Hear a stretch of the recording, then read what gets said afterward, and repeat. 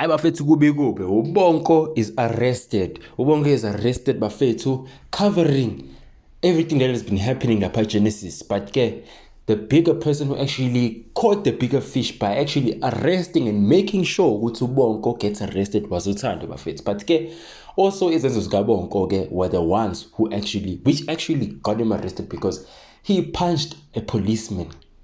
Ushaye iphoyisa. So uFelicia ulapha police station to reason with the cops, to tell the cops ukuthi release Ubonko because what he did was a mistake. Manje iphoyisa lasho ukuthi no man. Ubonko ushaye iphoyisa. Bonko hit a cop. So it's not going to be easy like that for the policemen or the law people to actually release Ubonko. Hayi bafethu uthe kunjalo ku-10 kunjalo kafika uGabriel wasesho ukuthi no man, the reason why Ubonko is arrested is because of Felicia. So he's there to actually help his son. So Ubonko actually needs uGabriel. He needs his father, you understand? So uGabriel had to work with magic to actually take out Ubonko. On the other side, the headline yafika lapha kuMaruna, so obviously it's trending because these people are musicians and producers. So now it's trending ukuthi Ubonko is arrested lapha, yabo. And bayabona lapha na uMpumi, as you can see in the picture, she is shocked to actually see the headline ukuthi Ubonko is arrested. We understand. On the other side though, uWendy does not seem to care because obviously she is saying ukuthi the people there at Genesis Nabagathabete wanted glory. Now when things are going down for them, they have to feel sympathy for them. You understand? Uwendy is always sour. I understand. You understand? Ngapha uMpumi still wants her song to be heard. Serious kunjani and ufuna ingoma yakhe iyaziwe lapha Genesis kodwa kuboshiwe. So on the other side, uAusike bafethu has been looking for Nobuhle. Nobuhle kuhambele noIshmael banonandipha banomafit also to Durban. They went out on a holiday, you understand, to actually take out the tension that has been happening within the family. So manje uAusike obviously is duty to actually take care of Nobuhle. So as she was searching in Nobuhle's room akekho.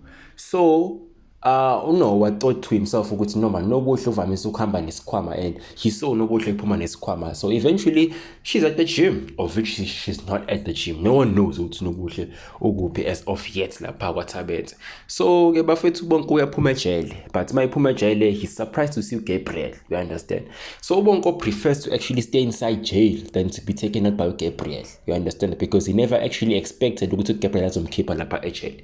So Gabriel had reason to Ubonko washo ukuthi no man, mele aphume lapha ejele, yafuneka ejele whatsoever, you understand. So ngale noMaruna bafethu tries to make a call to Ubonko because she heard ukuthi Ubonko is arrested. So Maruna still wants to connect with Ubonko, which is actually there. I don't know, it's strange at this point.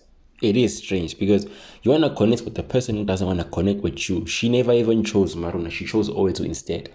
And uMpumi had to just tell Maruna ukuthi hayibo kahlukana nalabantu labo, understand that, because they also have been having a little bit of tension, sibling tension about the song and whatsoever. Also with Ubonko futhi bangabuyeli lapha kuBonko because her family is actually toxic, and what happened was actually toxic about the last time they actually met all together. Bonko bafethu ahlangana no Gabriel he's out of jail officially, ukhisho yena uGabriel. So we are sure uGabriel ukuthi no man, Ubonko mustn't be angry at Felicia because Felicia was the one who actually fought for her and fight for her. So Felicia is a Proverbs 31 woman, you understand. She likes impressing and she likes being that good person to people. She's a good person basically and automatically to people. So she mustn't be angry, yabona. But instead Ubonko must not sleep lapha kwaThabethe. Bonko must actually take himself out just to have fresh air and erase all the tension that he has been going through. We understand that he must actually book a hotel, make love, be romantic, and abuye ngakusasa esewumuntu right, avuke ayolwa, you understand. Because now Gabriel thinks it's not a good idea to actually go to Felicia, blame Felicia, and also stay in the Thabethe house. So bafethu, the truth finally comes out about Nobuhle baseThekwini, you understand, they're in Durban. So manje uNoah gets a phone call from Nobuhle, but the bigger catch is uNoah goes with the phone to Felicia and to Aus. Now, obviously, Felicia no Ausi heard what Unobuhle was saying to Noah. They are in Durban, so they want to stay away from Felicia. And please, Noah must not tell the family ukuthi they are on a trip. They must not tell the family ukuthi they are on a trip, you understand? And they was Felicia zamile ukukhuluma naye bafethu nobuhle, but she hung up. So Owethu finally comes back to her man. But now Owethu is telling Ubongo she has been seeing videos about and whatsoever that has been happening in the Genesis, what happened, the whole scene and whatsoever. So Owethu is begging Ubongo to go and fix things lapana endlini no mamakhe.